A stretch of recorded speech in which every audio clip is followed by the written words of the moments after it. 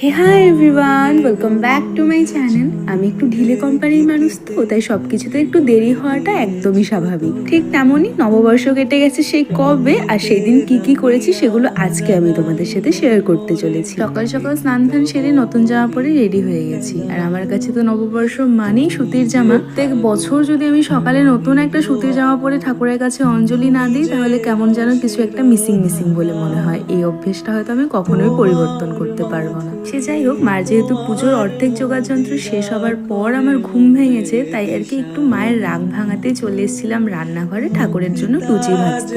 আমার রুটিটা পৃথিবীর মতো গোল না হলেও মোটামুটি ভালোই বেলতে পারি, তবে লুচিটা বানাতে গিয়েই তো আমি কোন দেশের ম্যাপ বানিয়ে ফেলি সেটা আমি নিজেও জানি না। যাই হোক, আমাদের বাড়িতে যেহেতু পয়লা বৈশাখের দিন শুধুমাত্র গণেশ পুজো না, তার সাথে সাথে নারায়ণ পুজোও হয়, তো প্রচুর ফুল লাগবে। আর আমাদের তো এখন গাছ ভর্তি ফুল, ফুলের জন্য তেমন খুব একটা চিন্তা চর্চা করতে হয় না। মা আমাকে বললো কটা ফুল তুলে নিয়ে আয়, কটা মানে তো প্রচুর তুলতে হবে, তো আমিও লেগে পড়েছিলাম কাজে। আর এদিকে আমার ফুল তোলা শেষ হতে না হতেই ঠাকুর মশাই চলে আসে। আর এই যে আমার দাদা, যাকে আমি জিজ্ঞাসা করছিলাম নতুন জামা পরে কিরকম লাগছে, ওই যে দিল তো বাচ্চা হেজি, ঠিক ওই রকম একটা এক্সপ্রেশন পাওয়া গেল ওর থেকে। কি আর করি। যাই হোক, ঠাকুর মশাই আসার আগেই যেহেতু আমাদের সব আয়োজন হয়ে গেছিল, উনি আসতে একটু লেট করেছেন, তাই আসার সাথে সাথে এক ফোঁটাও ওয়েট করতে হয়নি, বসে পড়েছিল পুজোতে। আর ওই যে বাবা একদিকে বসে গেছে খাতা লিখতে। এটা ছাড়া তো আমাদের পুজো একেবারেই অসম্পূর্ণ। যাই হোক, এরই মধ্যে কিন্তু পুজো সমাপ্তও হয়ে গেছে, আর এটাতেই শেষ না, এবার আবার বসবো নারায়ণ পুজো যোগাড় যন্ত্রগুলো করতে। আমাদের পুরোহিত মশাইকে বলা হয়েছিল যে আপনি এসে একবারেই দুটো পুজো একে একে সেরে দিয়ে যাবেন, তবে ওনার যেহেতু আজকে প্রচুর পুজোর চাপ, তো উনি বলেছিল যে না,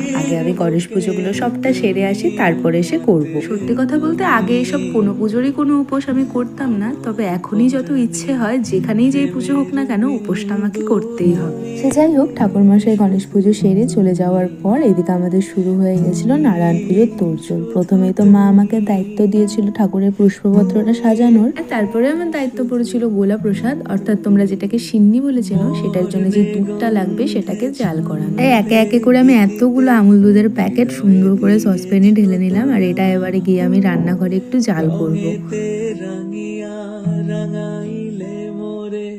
খুব একটা বেশি কিছু আয়োজন তো করা হয়নি, তবে ওই 40 থেকে 50 জন অতিথি আপ্যায়নের ব্যবস্থা করা হয়েছিল, আর মাত্র 5 প্যাকেট দুধ দিয়ে কিছুই হবে না। সেই দুধে কিছুটা জল মিশিয়ে এখানে জাল করতে বসিয়েছি। আর এর মধ্যে চলে এসেছে ঠাকুর মশাই। এর মধ্যেই আসেনি, আমি রীতিমতো বিরক্ত হয়ে গেছিলাম, কারণ উনি এতটা দেরি করে এসছে। ওনার আসার কথা তো ছিল 12টা নাগাদ, তবে উনি এসে পৌঁছেছেন 3:30 4টে নাগাদ। বিরক্ত তো হবই বলো।